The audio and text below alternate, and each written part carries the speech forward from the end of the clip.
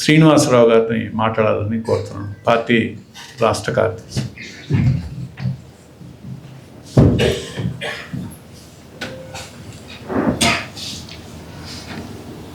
సభాధ్యక్షులు కమ్రేడ్ తులసిదాస్ గారు, వేదిక మీద ఉన్న పెద్దలు, మన ఈనాటి ముఖ్య అతిథి విఎన్ఆర్రావు గారు, అలాగే లక్ష్మణరావు గారు, డాక్టర్ రంగారావు గారు, ఈనాటి మన అతిథులు కేరళ నుంచి వచ్చారు, సునీర్ గారు, విష్ణు గారు, రాజేంద్ర ప్రసాద్ గారు, వేదిక మీద ఉన్న ప్రజాశక్తి నాయకత్వం, సోదరులారా సోదరీమణులారా, ఈరోజు కామ్రేడ్ మోటూరు హనుమంతరావు గారి 25వ వర్ధంతిని ఇక్కడ జరుపుకుంటున్నాం. ఆ సందర్భంలో మార్క్సిస్ట్ పార్టీ సిపిఐఎం రాష్ట్ర కమిటీ తరఫున హృదయపూర్వకమైనటువంటి శ్రద్ధాంజలి ఘటిస్తున్నాం. అలాగే ప్రజాశక్తి మోడర్న్ వెబ్ రూపం మార్చుకొని కొత్త రూపంలో, ఆధునిక రూపంలో మన ముందుకి తీసుకొచ్చారు. దానికి శ్రద్ధ పెట్టి దీన్ని తీసుకురావటంలో పాత్ర వహించిన ప్రజాశక్తి యాజమాన్యానికి, టెక్నికల్ టీంకి, వాళ్ళకి సహకరించిన దేశాభిమాని, పేర్ కోడ్ వారికి, టెక్నాలజీస్ వారికి కూడా నేను ధన్యవాదాలు తెలియజేస్తూ ఉన్నాను. కాబట్టి మోటూరు హనుమంతరావు గారు మనందరూ కూడా తెలుసు, అందరూ చెప్పినట్టుగానే ఆయన ఒక బహుముఖ కృషివరుడు. అంటే ఆయనకి అన్ని రంగాల్లో అనుభవం ఉంది. రాజకీయవేత్తగా, ప్రజాప్రతినిధిగా, సంపాదకునిగా, ఇట్లా వివిధ రంగాల్లో ఆయన బహుముఖమైనటువంటి కృషి చేశారు. నేను విద్యార్థిగా ఉండగా ఆయన ఉపన్యాసాలు విని ఉత్తేజితమైనటువంటి వాళ్ళు నేను ఒకడిని. అవి అట్లా ఫైర్ బ్రాండ్ లాగా ఉంటాయి ఉపన్యాసాలు. అవతల శత్రువుకు నేరుగా బాణం గుండెల్లో గుచ్చుకునేటట్టు వేస్తారు. అవతల శత్రువులను బీభత్సం చేయటంలో అంతటి పదునైనటువంటి వాక్చాతుర్యం, పదునైన కలం, అది ఒక ఆయుధంలాగా, కళాన్ని ఒక ఆయుధంలాగా, ఆయన గళాన్ని, కళాన్ని కూడా ఆయుధంలాగా మార్చారు. అదే కమ్యూనిస్టుల ఆయుధం కూడా. అందులో కామ్రేడ్ మోటూరు హనుమంతరావు గారు దిట్ట, మనందరికి కూడా స్ఫూర్తిదాయకం. ఆ తర్వాత నేను యువజన సంఘం రాష్ట్ర బాధ్యతలోకి వచ్చినప్పుడు ఒక పత్రిక నడిపాం. తర్వాత రైతు సంఘంలో ఉన్నప్పుడు ఒక మాస పత్రిక నడిపాం. వీటన్నిటిని కూడా ఆయన చాలా దగ్గరగా పరిశీలించి సలహాలు, సూచనలు ఇవ్వటమే కాకుండా ప్రోత్సహించేవారు. యువ రచయితల్ని, యువ జర్నలిస్టుల్ని జాగ్రత్తగా, అతి సన్నిహితంగా ప్రోత్సహించటం ఆయనకున్నటువంటి రోజువారీ ఆయన పనులలో భాగంగా ఉంటుంటుంది. అనుకోకుండా యాదృచ్ఛికంగా ఆయన తర్వాత నేనే ప్రజాశక్తి ఎడిటర్ను కూడా కావాల్సి వచ్చింది. ఆ టైంలో కూడా ఆయన నాకు బాగా వెనుతట్టి ప్రోత్సహించారు. ఆ రకంగా కొత్త తరాన్ని మనం ముందుకు తీసుకురావాలనే ఓ భావంతో ఆయన నిరంతరం తపన పడేవారు. ఈరోజు ఈ నాయకత్వం ఎక్కువ మంది ఆయన ప్రజాశక్తిలో నాయకత్వంలో, ఆయన డైరెక్షన్లో, ఆయన మార్గదర్శకత్వంలో అభివృద్ధి అనేటువంటి వాళ్ళు, ముఖ్యంగా జర్నలిస్టులు, సీనియర్ జర్నలిస్టులు చాలామంది ఉన్నారు. నాకున్నది యాక్చువల్గా ప్రజాశక్తిలో చాలా స్వల్పకాలమే. ఇక్కడ ఉన్న అత్యధిక మంది చాలా రోజుల పాటు ప్రజాశక్తిలో దీర్ఘకాలం పనిచేస్తున్నారు. అందువల్ల మోటూరు హనుమంతరావు గారి స్మృతికి శ్రద్ధాంజలి ఘటించడం అంటే ఈరోజు ప్రజాశక్తిని అత్యంత పాపులర్గా, ఆధునికమైన రూపంలో దాన్ని ఒక ప్రత్యామ్నాయ ప్రజావేదికగా ముందుకు తీసుకుపోవటానికి కృషి చేయటమే ఆయనకు మనం ఈరోజు అర్పించేటువంటి నివాళి. ఈ సందర్భంలో ప్రజాశక్తి ఆధునిక ఈ పేపరు, దాంతోపాటు వెబ్సైట్ రెండు కూడా ఈరోజు మన ముందుకు వస్తున్నాయి. ఇప్పుడు మొత్తం మీడియాలోనే చాలా పెద్ద మార్పులు వస్తున్నాయి. విఎన్ఆర్రావు గారు చెప్పారు. Print media, electronic media, digital media మూడు కూడా ఇంటిగ్రేట్ అయిపోయి ఒకదాని మీద ఒకటి పరస్పరం ఆధారపడి ప్రభావితం చేసుకుంటూ వస్తున్నాయి. ఒకటి లేకుండా ఇంకొకటి లేదు. ప్రింట్ మీడియా చూడాలన్నా ఎలక్ట్రానిక్ మీడియాని చూడాలన్నా డిజిటల్ మీడియా మీద, డిజిటల్ మీడియా మిగతా రెండు మీడియాలను కూడా ప్రభావితం చేస్తూ ఉంది. ప్రజాభిప్రాయాన్ని కూడా ప్రభావితం చేస్తున్నటువంటిది. అందువల్ల ఏ డిజిటల్ మీడియా, సోషల్ మీడియా ద్వారా మోడీ లాంటి వాళ్ళు ప్రధానమంత్రి అయ్యారో ఇప్పుడు వాళ్ళు దాని మీదనే దాడి ఎక్కువ పెట్టారు. విఎన్ఆర్రావు గారు చెప్పారు, మోటూరు హనుమంతరావు గారు ఉన్నప్పుడు మీడియాలో ఎంతో కొంత స్వతంత్రం ఉండేది. స్వతంత్ర జర్నలిస్టులు ఉండేవాళ్ళు. పరిశోధనాత్మక జర్నలిజానికి ప్రోత్సాహం ఉండేది. ఈరోజు యాజమానుల ప్రయోజనాలకు అనుగుణంగా జర్నలిస్టులు మారిపోయారు. ఒక రకంగా జర్నలిస్టులు తమ మేధో శక్తిని తాకట్టు పెట్టి ఒక మేధో బానిసత్వానికి గురవుతున్నటువంటి పరిస్థితి ఉంది. అందుకని మన జర్నలిస్టులు స్వతంత్రంగా ఈరోజు మేధో బానిసత్వానికి స్వస్తి చెప్పి మేము స్వతంత్రులం, మా కాళ్ళ మీద మా నడుము మీద మేము నిలబడి ప్రజలకు సేవ చేస్తాం, మా స్వతంత్ర జర్నలిజాన్ని కాపాడుతామని ప్రతి జర్నలిస్టు ఈరోజు ముందుకు రావాలని చెప్పి నేను అదే మనం ఈరోజు ప్రజాస్వామ్యాన్ని కాపాడేటువంటి ప్రధాన ఆయుధం అవుతుంది. ఎప్పుడైతే జర్నలిస్టులు స్వతంత్రంగా వాళ్ళ పత్రికా స్వేచ్ఛను మీడియా స్వేచ్ఛను కాపాడటానికి ముందుకు వస్తారో అదే మన ప్రజాస్వామ్య ఉద్యమ స్ఫూర్తికి ప్రారంభం అవుతుంది. లేకపోతే రాబోయే రోజుల్లో ప్రజాస్వామ్యం అనేది ప్రమాదంలో, తీవ్రమైనటువంటి ప్రమాదం ఇప్పటికే సగం పడింది, మిగతా సగం కూడా ప్రజాస్వామ్యం హతమయ్యేటువంటి పరిస్థితులు ఉన్నాయి. దీన్ని కాపాడటంలో మీడియా జర్నలిస్టులు ముఖ్యమైనటువంటి పాత్ర వహించాలి.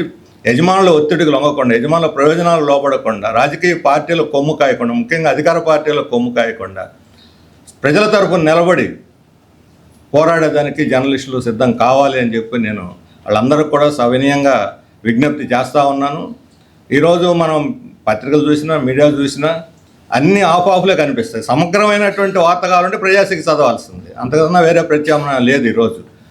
అందువల్ల చాలామంది ఈరోజు ఇతర పార్టీలో ఉండేవాళ్ళు కూడా, తెలుగుదేశం వైఎస్ఆర్ పార్టీలో ఉండేవాళ్ళు కూడా వాళ్ళు ప్రజాశక్తిని వేయించుకోవడానికి వాళ్ళు సిద్ధపడుతున్నారు. కారణం ఏంటంటే ఇప్పుడు ఒకవైపే తెలుస్తుంది, మేము మా పత్రికలు చదివితే రెండో వైపు తెలియాలి, మొత్తం ఫ్యాక్ట్ తెలియాలంటే ప్రజాశక్తి కావాలని కోరుకుంటున్నటువంటి వాళ్ళు చాలామంది ఈరోజు ఉన్నారు. తులసిదాస్ గారు ఈరోజు 2 సందర్భాలు చెప్పారు. యాక్చువల్గా ఎంహెచ్ గారు వర్ధంతి, మన వెబ్ ప్రారంభం అని. 3వ సందర్భం కూడా ఉంది. ఈ మాసం అంతా ప్రజాశక్తి మాసమే. అందరూ కూడా ప్రజాశక్తి జనంలోకి వెళ్ళి సర్క్యులేషన్ క్యాంపెయిన్ చేస్తున్నారు. కాబట్టి ప్రజల్లోకి తీసుకెళ్ళటానికి సర్క్యులేషన్ క్యాంపెయిను, యువతరంలోకి వెళ్ళటానికి వెబ్ మోడర్నైజేషను, రాజకీయ స్ఫూర్తిని ఇవ్వడానికి ఎంహెచ్ వర్ధంతి, ఇవన్నీ 3 కూడా కలగలిపి ఈరోజు మన ముందుకి వచ్చున్నాయి. ఈరోజు క్లుప్తంగా 2-3 విషయాలే నేను చెబుతాను. ఈ సందర్భం మనం ప్రజాస్వామ్య పరిరక్షణ అనేది ఈరోజు భారతదేశంలో ముఖ్యమైనటువంటి సందర్భం మన ముందుకి వచ్చున్నటువంటిది. మీరందరూ కూడా చూస్తున్నాం, మీడియాలో చూస్తున్నారు. రకరకాల కథలు వచ్చినప్పటికి కూడా నిన్న ట్రంప్కి మోడీకి మధ్య జరిగినటువంటి సమావేశం చాలా ఆశ్చర్యంగా అనిపిస్తుంది. ట్రంప్ మోడీని నువ్వు చాలా అందగాడని పొగుడుతున్నాడు. ఎవరు ఏంజల్ బ్యూటిఫుల్ బాయ్ అట. అంటే సిగ్గుపడాలి భారతీయులు. ఒక ప్రధానమంత్రిని పట్టుకొని ఇంకో దేశాధినేత. అన్నిటికన్నా ప్రమాదకరమైనది ఏంటంటే భారతదేశాన్ని రక్షించే బాధ్యత నేను తీసుకుంటానని చెబుతున్నాడు. అసలు ప్రధానమంత్రిగా ఆ మీటింగ్లో పాల్గొని చెప్పడానికి, అది వినటానికి సిగ్గు అనిపించలేదని అంటున్నాను. ఇంకో దేశాధినేత మన దేశ బాధ్యత తీసుకోవటం, మన ప్రజలు ఉన్నారు, మన సైనికులు ఉన్నారు, బార్డర్లో ప్రాణాలు తెగించి పోరాడుతున్నారు. ప్రజలు పోరాడితే సాధించుకోవాల్సిన స్వతంత్రం ఇది, దేశ రక్షణ. ఇంకొక దేశాధ్యక్షుడి చేతిలో పెడతాడా? ఎంత అవమానకరం మనకి. ఇలాంటివి ఈరోజు యువతరం స్పందిస్తున్నది. ఇంతకుముందు స్పందించలేదు యువతరం అనుకునేవాడు. యువతరంలో కూడా మార్పు వస్తూ ఉన్నది. ఈ మధ్యకాలంలో మీరు చూస్తే ఢిల్లీలో జరిగిన నీట్ ఎగ్జామ్స్కి వ్యతిరేకంగా జరిగింది. వారం రోజుల్లోనే ఒక యువతరం కాక్రోచ్ జనతా పార్టీ అని ఒక సెటైరికల్ పార్టీ పెడితే ఎంత స్పందించారు. భారతదేశంలో సైతం యువతరం మార్పు గురవుతున్నది, కొత్త ఆలోచనలు చేస్తున్నారు, కొత్త మార్గం వైపు చూస్తున్నారు అనే దానికి ఇది సంకేతం. ఒక పార్టీ వస్తుందా పోతుందా అనేది కాదు ముఖ్యం, అదొక ఉద్యమమే, అదొక హృదయ స్పందన, కొత్త తరం యొక్క స్పందన. ఆ స్పందనకు అనుగుణంగా మన ప్రజా ఉద్యమాలు, మన పార్టీ లేదా ప్రజాశక్తి లాంటి అభ్యుదయ దినపత్రికలు దాన్ని రిప్రజెంట్ చేయగలిగితే కొత్త తరాన్ని ఖచ్చితంగా ఆకర్షించవచ్చు. మనకు అనిపిస్తుంది అమెరికా అయితే ఈరోజు మన మీద పెత్తనం చేయాలని ప్రయత్నం చేస్తున్నది. ఆ అమెరికాని అడిగడ్డ మీదే ఈరోజు సోషలిస్ట్ నినాదాలు వినిపిస్తున్నాయి. స్టాన్ఫర్డ్ యూనివర్సిటీలో నిన్న మీరు చూసుంటారు. స్టాన్ఫర్డ్ యూనివర్సిటీలో సుందర పిచ్చయ్య, సత్యనాథాలు కాదు, సుందర పిచ్చయ్యని బహిష్కరించారు. పాలిస్తీన్ అనుకూలంగా మాట్లాడే వాళ్ళకి ఇజ్రాయెల్కి టెక్నాలజీ సప్లై చేశాడని చెప్పి. చిన్న విషయం కాదు. స్టాన్ఫర్డ్ యూనివర్సిటీ అంటే లోకేష్ చదివాడు. మరి లోకేష్ దాని నుంచి నేర్చుకుంటాడు లేదు చూడాలి. నిజంగా లోకేష్ స్టాన్ఫర్డ్ యూనివర్సిటీలో కానీ చదివి ఉంటే ఆయన కూడా ఈ ఉద్యమాన్ని బలపరచాలి, ముందుకు రావాలి, బలపరుస్తూ పాలిస్తీన్కి అనుకూలంగా. ట్రంప్కు తాకట్టు పెడతాము మన బుర్రల్ని, లేకపోతే భారతదేశ ప్రజల తరపున నిలబడి మన స్వతంత్రాన్ని కాపాడుకుంటామా? ఈరోజు రాజకీయ నాయకులు కూడా ఒక పరీక్ష కాలం అయినటువంటి కనిపిస్తూ ఉంది. అంతేకాదు భారతదేశానికి అమెరికాకి ఒప్పందం జరగటం అవునా కాదనేది కాదు. ఆ ఒప్పందం మనకు లాభమా నష్టమా? ఈరోజు మనం ఎవరి దగ్గర ఆయిల్ కొనాలో వాళ్ళే చెప్పాలి. నువ్వు కొనువని పర్మిషన్ ఇస్తే కొనాలన్నమాట, లేకపోతే కొనకూడదు. వాళ్ళు పర్మిషన్ లేకుండా మనం ఆయిల్ తెస్తే మన వాళ్ళని కాల్చి చంపేస్తారు. 3 నావికుల్ని మన విశాఖపట్నం వస్తూ చంపేశాడు. కనీసం దానికి ప్రొటెస్ట్ మీటింగ్ సందర్భంలో లీకేజీలు తప్ప బహిరంగ ప్రొటెస్ట్ లేదు. ఈరోజు ఆ ఒప్పందం త్వరలో కాబోతుంటే ఏం ఒప్పందం అవుతుంది?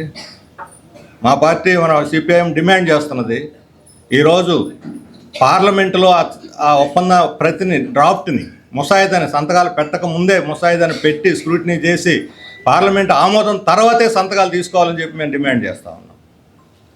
లేకపోతే భారతదేశం యొక్క సార్వభౌమాధికారాన్ని తాకట్టు పెట్టేటువంటి పరిస్థితి వస్తుంది. ఈ ఒప్పందం రహస్యంగాను లోపాయకారుగాను జరగటానికి వీలు లేదు. భారతదేశానికి ముఖ్యంగా వ్యవసాయ రంగానికి మరణ శాసనం రాసుకున్నట్టు అవుతుంది ఆ ఒప్పందాన్ని కానీ అంగీకరిస్తే. ఇంకా ఇట్లాంటి రహస్య ఒప్పందాలు చల్లవు ఈ రోజుల్లో. బహిరంగ జరగాలి, ప్రజలకు చెప్పాలి, ప్రజల ఆమోదం తీసుకోవాలి, మన దేశానికి ఏదైనా లాభమో వివరించాలి, ఆ తర్వాత ఒప్పందం మీద సంతకాలు చేయాలి. మరి ఇన్ని ప్రమాదాలు ఈరోజు మన ముందుకు వస్తున్నాయి. ఒకవైపు దేశం ఉద్ధరణ, దేశభక్తి గురించి, వందే మాతరం గురించి, ఇవన్నీ ముసుగులు. ఒక రాజ్యాంగేతర సంస్థ ఈరోజు దేశం మీద పెత్తనం చేస్తుంది. మీరందరూ నిన్న మనం చూస్తుంటారు, మోహన్ భగవత్ అని ఆర్ఎస్ఎస్ చీఫ్. ఆ సంస్థకు అసలు రిజిస్ట్రేషనే లేదు చేసుకుంటామంటే అర్థం చేసుకోవాల్సిన అవసరం లేదు. మాకు రిజిస్ట్రేషన్ ఎందుకు అంటే చట్టానికి అతీతులా మీరు, రాజ్యాంగానికి అతీతులా? ఒక రాజకీయ పార్టీకి రిజిస్ట్రేషన్ కావాలి. ఒక సంఘం పెట్టుకొని బ్యాంకులో అకౌంట్ ఓపెన్ చేయమంటే మీకు రిజిస్ట్రేషన్ లేదు, మేము అకౌంట్ ఓపెన్ చేయమంటారే. మరి ఆర్ఎస్ఎస్కి అకౌంట్లు ఎలా ఓపెన్ చేశారు? విదేశీ నిధులు ఎలా సంపాదించగలుగుతున్నారు రిజిస్ట్రేషన్ లేకుండా? ఎందుకని ప్రభుత్వం అనుమతిస్తుంది? ఎందుకు రిజర్వ్ బ్యాంక్ దాన్ని ఆమోదిస్తున్నది? అంటే వాళ్ళు చట్టానికి రాజ్యాంగానికి అతీతులా? ఇలాంటి సంస్థల వల్ల ఈరోజు దేశం ప్రమాదాలు పడుతుంది. ఎవరికి బాధ్యత వహిస్తారు వాళ్ళు? ఎవరిని ఎన్నుకుంటున్నారా నాయకత్వాన్ని? ఎవరు ఎన్నుకోరు. దానికో నిబంధన వాళ్ళు ఉందా? లేదు. అన్ని వారసులు ప్రకటించేస్తారు, నామినేషన్లే. బీజేపీని వాళ్ళే నామినేట్ చేస్తారు. వాళ్ళ విద్యార్థి రంగం, వాళ్ళ ట్రేడ్ యూనియన్, అన్ని రంగాలు అనుబంధ రంగాలు ఆర్ఎస్ఎస్కి. ఒక దేశంలో, ఈ దేశంలో స్వతంత్రం లేనటువంటి ఒక బానిస పార్టీ బీజేపీ. ప్రతి పార్టీకి అనుబంధ సంస్థలు ఉండొచ్చు, కానీ బీజేపీ ఒక అనుబంధ సంస్థ ఆర్ఎస్ఎస్కి. ఈ గతి ఏ పార్టీకి లేదు ఈ దేశంలో. అలాంటి ఒక ఆర్ఎస్ఎస్ ఎవరికి బాధ్యత వహించినటువంటి ఒక రాజ్యాంగేతర సంస్థ ఈరోజు దేశం మీద పెత్తనం చేస్తూ ఉంటే దేశ భవిష్యత్తు ఏమవుతుందని అడుగుతున్నాను. పైగా సమర్థించుకుంటున్నారు, మాకు అవసరం లేదు. మరి మీకు అవసరం లేదు, దేశంలో ఎవరికి అవసరం లేదు, అన్నీ ఎత్తేసేయండి. అందరికీ ఒకటే రూల్ కదా, నీకు ఒక రూల్, ఇతరులకు ఒక రూలా? ఆ రకం ఇది ఈరోజు మనం అందరం కూడా పరిగణలోకి తీసుకోవాల్సిన పెద్ద ప్రమాదం. అందువల్లనే ఈ ప్రజాస్వామ్య హక్కుల కోసం ప్రజాస్వామ్య ఉద్యమం నడవాల్సినటువంటి అవసరం ఉంది. పౌర హక్కుల ఉద్యమం నడవాల్సినటువంటి అవసరం ఉంది. ముఖ్యంగా వేదిక మీద ఉన్నారు, లాయర్ల నాయకులు కూడా ఉన్నారు, రాజేంద్ర ప్రసాద్ గారు లాంటి వాళ్ళు చొరవ తీసుకొని పౌర హక్కులు కాపాడేదానికి మేధావుల్ని వీళ్ళందరినీ కూడా సమీకరించాల్సిన అవసరం ఉంది. ఇది రాజకీయ పార్టీ సమస్య కాదు. మన రాష్ట్రంలో చూస్తున్నాం, ఒక్కొక్క పార్టీ ఒక రకమైనటువంటి వైఖరి. ఇక్కడ తన్నుకుంటారు, ఢిల్లీలో మాత్రం మద్దతు ఇస్తారు. ఏది జరిగినా సరే, ఇప్పుడు సర్ర ఉంది, ఓటు హక్కుకే ప్రశ్నార్థకం అవుతుంది సర్ర. ఢిల్లీలో సర్రను బలపరుస్తారు, ఇక్కడ కూడా సర్ర వల్ల ప్రమాదం ఉంది, కాపలా కాసుకోమని అంటారు. అక్కడ సమర్థించడం ఎందుకు, ఇక్కడికి వచ్చి కాపలా కాయటం ఎందుకు? ఈ పనికిమాలిన చట్టాన్ని ఆడ బలపరిచిన పాపాన్ని వాళ్ళది కాదని అడుగుతున్నాం. మహిళా రిజర్వేషన్లో ఆడ చట్టాన్ని బలపరుస్తారు, ఇక్కడికి వచ్చి డీలిమిటేషన్లో మన సీట్లు తగ్గుతాయని అంటారు. మరి డీలిమిటేషన్లో మన రాష్ట్రంలో సీట్లు తగ్గితే అక్కడ ఎందుకు బలపరచాలి? ఇలాంటి ద్వంద్వ వైఖరులు ఈ రాష్ట్రంలోని ప్రధాన పార్టీలన్నీ, అధికార పార్టీ, ప్రధాన ప్రతిపక్షాలు కూడా తీసుకుంటున్నప్పుడు రాష్ట్రం యొక్క హక్కులు, ఫెడరల్ హక్కులు, వీటిని కాపాడుకు మన రాష్ట్రం, మన భాష, మన సంస్కృతి, మన విలువలు, వీటన్నిటినీ కాపాడుకోవాల్సినటువంటి బాధ్యత. దానికి ప్రత్యేకగా ఈ రాష్ట్ర ప్రజల యొక్క ఆత్మగౌరవ చిహ్నంగా ఈరోజు దానికి ప్రత్యేకంగా ఈరోజు ప్రజాశక్తి నిలబడుతున్నది. అందుకని ప్రజాశక్తిని ప్రతి ఒక్కరు కూడా బలపరిచి ముందుకు తీసుకుపోవాల్సినటువంటి అవసరం ఉందని చెప్పి అందరూ కూడా విజ్ఞప్తి చేస్తూ, ఈ సందర్భంలో మీ అందరికీ ముఖ్యంగా ప్రజాశక్తి యాజమాన్యానికి వాళ్ళు చేస్తున్న కృషికి ప్రత్యేకంగా ధన్యవాదాలు తెలియజేస్తూ సెలవు తీసుకుంటున్నాను.